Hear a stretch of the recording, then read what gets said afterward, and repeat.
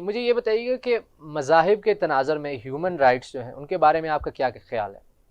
جی، human rights کے جو documents جن کا میں نے آپ کے ساتھ ذکر کیا ہے، اس کے اندر جو ہے وہ کلیئر بات لکھی ہوئی ہے کہ ہر انسان کو آزادی حاصل ہے، حق حاصل ہے کہ وہ جو چاہے مذہب اپنائے ہوں، اور جس طرح کے بلیفز عقائد رکھنا چاہے وہ رکھ سکتا ہے، اسے مکمل آزادی ہے۔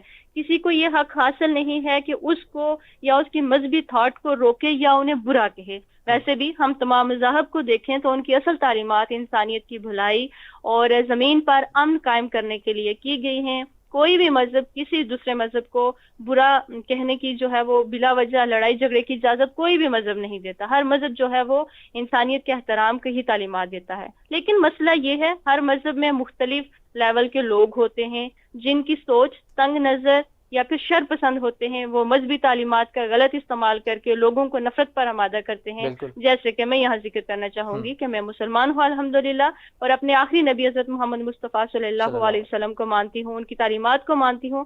تو ہم دین اسلام کی بات کرتے ہیں، قرآن مجید میں اللہ تعالیٰ نے واضح ارشاد فرمایا ہے کہ دوسروں کے خداؤں کو برا مت کہو بالکل۔ اور حقداروں کو ان کا حق دو اور کسی کے ساتھ ناانصافی نہ کرو۔ ہوں، تو آپ صلی اللہ علیہ وسلم جس زمانے میں تشریف لائے، لوگ ڈیفرنٹ لینگویج یوز کرتے تھے، سمجھ نہیں آتی تھی، کوئی کسی کی بولی نہیں سمجھتا تھا، رشتوں کی تمیز نہیں رہی تھی، ایون کہ بیٹیوں کو زندہ درگور کر دیا جاتا تھا۔ بالکل ایسے ہی۔ تو جو ویمن امپاورمنٹ ہے یا پھر یوتھ امپاورمنٹ ہے، اس کا تو سب سے پہلے ہمیں اپنے نبی حضرت محمد مصطفیٰ صلی اللہ علیہ وسلم کے صلی اللہ کردار سے چیز ملتی ہے کہ کس طرح سے انہوں نے عورتوں کو حقوق دیا، اپنی بیٹیوں کو رحمت قرار دیا۔ علیہ اور میں یہاں پہ یہ بھی ذکر کرنا چاہوں گی کہ میں نے ایک بک پڑھی جس میں بہت بڑے رائٹر ہیں کرسچن، انہوں نے یہ لکھا تھا کہ مجھے پوری تاریخ انسانی میں کسی مرد پہ اتنا رشک نہیں آیا اور کسی مرد کو میں اتنا جو ہے وہ بڑا نہیں مانتا جتنا میں آپ صلی اللہ علیہ وسلم کو بالکل مانتا ہوں۔ اس ایسے ہی۔ کی وجہ یہ ہے کہ جب ان کی بیٹی تشریف لاتی ہیں تو آپ ان کے ادب میں کھڑے ہو ہوں، جاتے اور اپنے شولڈر سے اپنا جو رومال یا چادر لی ہوتی وہ ان کے لیے بچھاتے، ان کے ماتھے پہ بوسہ دیتے اور انہیں پیار کرتے اور ان کے ساتھ گفتگو کرتے۔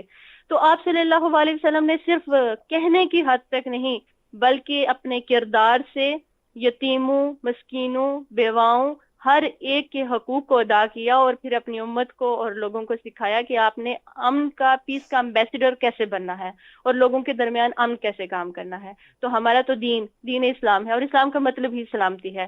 تو بالکل۔ ہمیں یہ سوچنے کی ضرورت ہے اس وقت، اگر ہم ابھی نہیں سوچیں گے تو نہ جانے پھر ہم کب سوچیں گے، کہ اگر اسلام میں ہی سلامتی نہیں ہوگی، لوگوں کو یہاں سکون